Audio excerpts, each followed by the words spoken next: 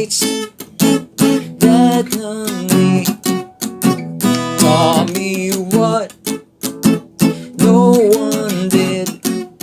According to One Revenue Memorandum Circular number 97/2021, influencers are required to pay taxes. By influencers, they're referring to people who earn through digital platforms like Facebook, YouTube, and whatnot. This video is about my stand regarding the matter. Should influencers be required to pay taxes? Okay, first of all, the motivation for that is because we want to recover from the effects of the pandemic, particularly the financial side. And having influencers pay taxes can just add to the government's funds for rehabilitation. Well, here are the reasons why I believe influencers need not be required to pay taxes, even if national development is the reason behind such act. Okay, first of all, influencers can always decide to pay it forward.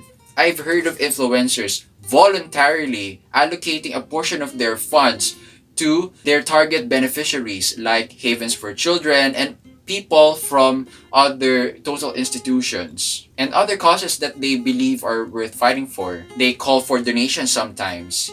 And we can count on their sincerity when it comes to helping these people because that's the reason why they became influencers.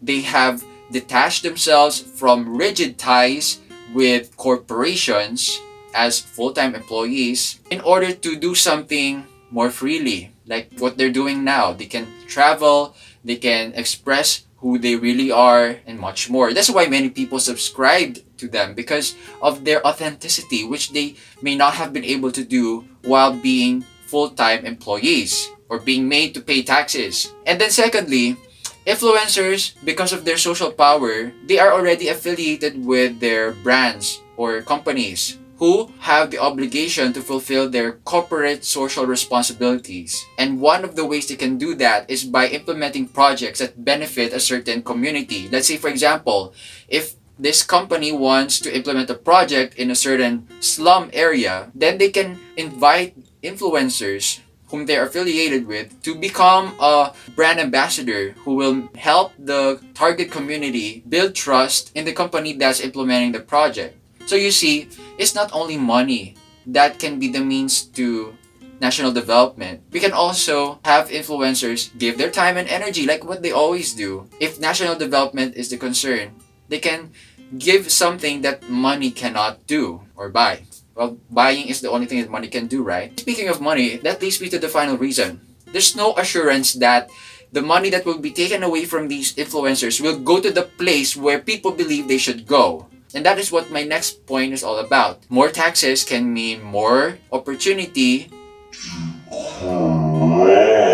There will always be people in power who are so greedy that they want to become richer and make other people poorer. Okay, choose between the two.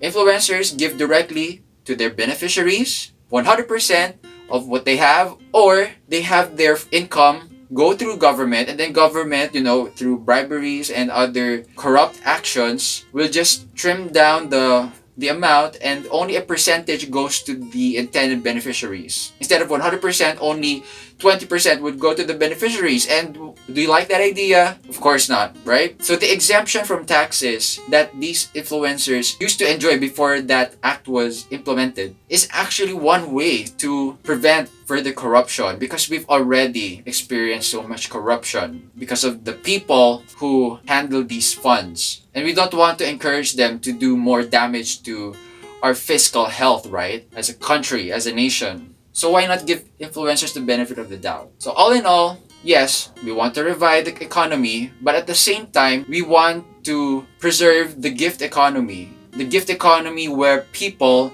give because they're part of a community and not because they're evading punishment by government. So influencers have already made a mark in this world, which makes them unique. They're free agents, and let them stay free by not imposing any obligation on them. Because if we retain their status of being free-spirited, then we can count on their authentic generosity. They might be able to give much more than the minimum that they're required to give. Because if you're going to imprison them within another obligation, then their act of giving may just be no different than that of a full-time employee just trying to make ends meet.